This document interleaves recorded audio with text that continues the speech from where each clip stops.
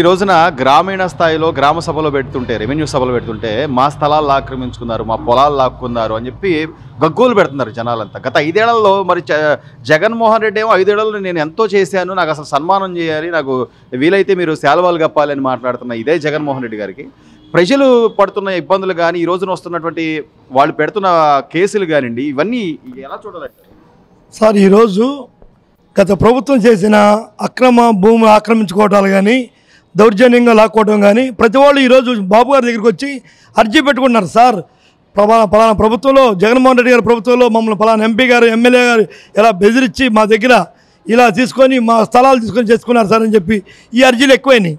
ఇలాంటి బాబు గారు సహించడు. మా పార్టీలో కూడా ఎవరైనా తప్పు చేస్తే కూడా ఒప్పుకోడు. ఇలాంటి గ్రామ స్థాయి నుంచి కూడా ఎక్కడ అవకతవకలు జరిగినా కూడా బాబు గారు దీనికి ధీటుగా ప్రతి ఒక్కరికి న్యాయం చేస్తాడు. ఎట్టి పరిస్థితుల్లో అందరికీ న్యాయం చేస్తాడు. ఎవరు భూమి ఆక్రమించుకున్నా, ఎటువంటి పేదవాడిదైనా సరే ఉన్నవాడిదైనా ఎవరైనా సరే అక్రమంగా ఆక్రమించుకున్న భూముల్ని మళ్ళీ తీసుకొని వాళ్ళకి యథావిధిగా ఇస్తాడు. ప్రతి పేదవాడికి కూడా న్యాయం చేస్తాడు. మా ప్రభుత్వం పేదవాడికి న్యాయం చేయడం కోసం ఈ ప్రభుత్వం వచ్చింది. ప్రజలందరూ నమ్మి బాబు గారికి అధికారం ఇచ్చారంటే ప్రజలందరూ నమ్మారు. ఈరోజు అమరావతి ఒక పక్కన, పోలవరం ఒక పక్కన ప్రజలు గుండె మీద చేసుకొని 10 సంవత్సరాల పాటు పవన్ కళ్యాణ్ గారు మేము బాబు గారు కలిసి ఉంటాం అన్నారు. బాబు గారు 10 సంవత్సరాల పాటు సీఎంగా ఉంటే మన రాష్ట్ర అభివృద్ధి తెలంగాణకి పోటీగా, తెలంగాణను మించి అభివృద్ధి కార్యక్రమం ఉండిద్ది. ఇటు పోలవరం కానీ, ఇటు అమరావతి కానీ, మనది ఆంధ్రప్రదేశ్ మాత్రం బాబు గారు తీర్చిదిద్దాడు. తెలంగాణను ఏ విధంగా ఈరోజు తెలంగాణ ఈ విధంగా ఉందంటే అది బాబు గారి పుణ్యం వల్లే. ప్రతి ఒక్కళ్ళు చెప్తారు. అసలు కేటీఆర్ కూడా చెప్పాడు ఈరోజు ఇలా ఉందంటే అది చంద్రబాబు నాయుడు గారి వల్లే అని చెప్పి కేటీఆర్ ఒప్పుకున్నాడు. ఆయన విజన్ వల్లే ఒప్పుకున్నాడు. సో ఈ నేపథ్యంలోనే సార్, అంటే మీరు అంటున్నారు కూటమి ఇంకో 10 సంవత్సరాలు ఖచ్చితంగా కలిసే ఉంటుంది అని. విజయసాయి రెడ్డి గారు మాత్రం కూటమిలో ఎప్పుడు చిచ్చు పెడదామా అని చెప్పి ఆయన ఎప్పుడు విడిపోద్దా అని ఆయన ఎదురు చూస్తున్న నేపథ్యం.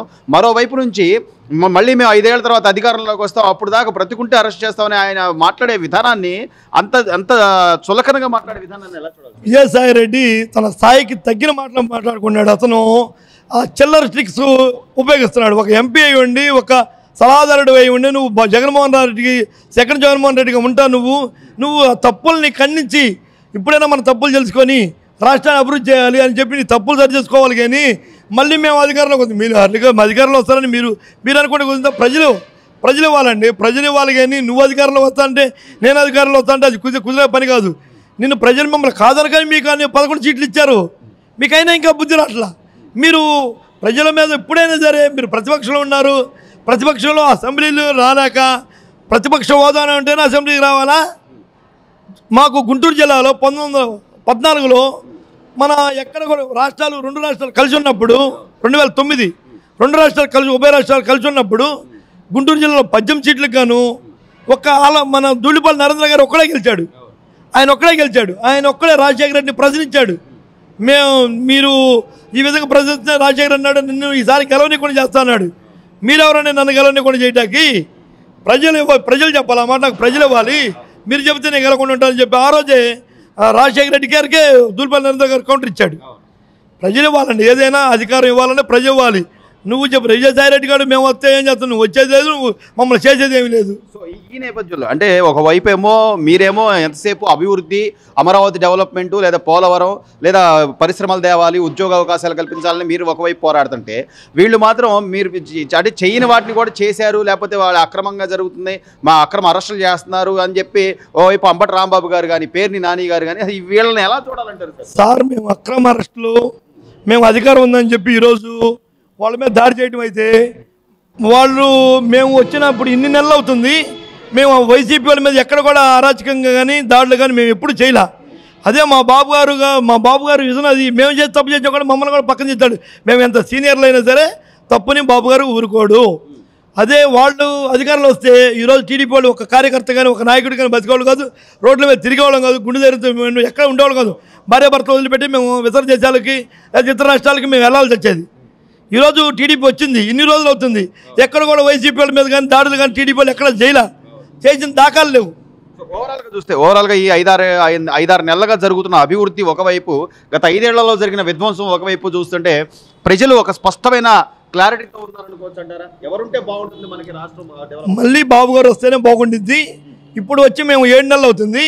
అయినా కూడా ఇప్పుడులోనే బోడంత అభివృద్ధి చేశాం.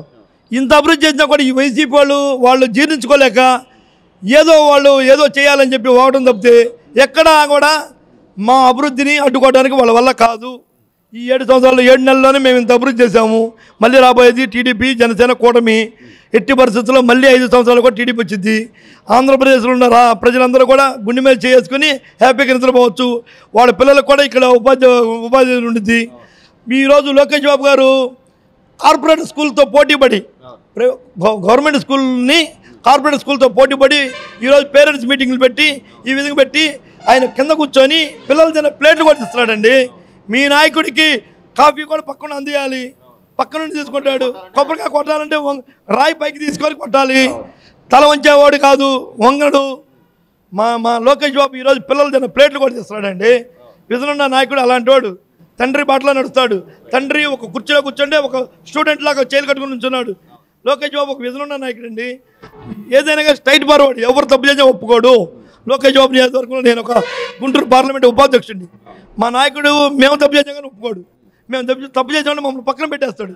మేము తప్పు చేయము. మా నాయకుడి దగ్గర మేము ఎటువంటి మా నాయకుడికి మచ్చ కూడా తేము. మేము ఈరోజు అమరావతి, పోలవరం మా ప్రభుత్వంలో బ్రహ్మాండంగా డెవలప్ అయింది. మళ్ళీ తెలంగాణను మించి ఆంధ్రప్రదేశ్ రాష్ట్రం అభివృద్ధి చెందింది. అందరూ కూడా ప్రశాంతంగా హ్యాపీగా నిద్రపోతారు.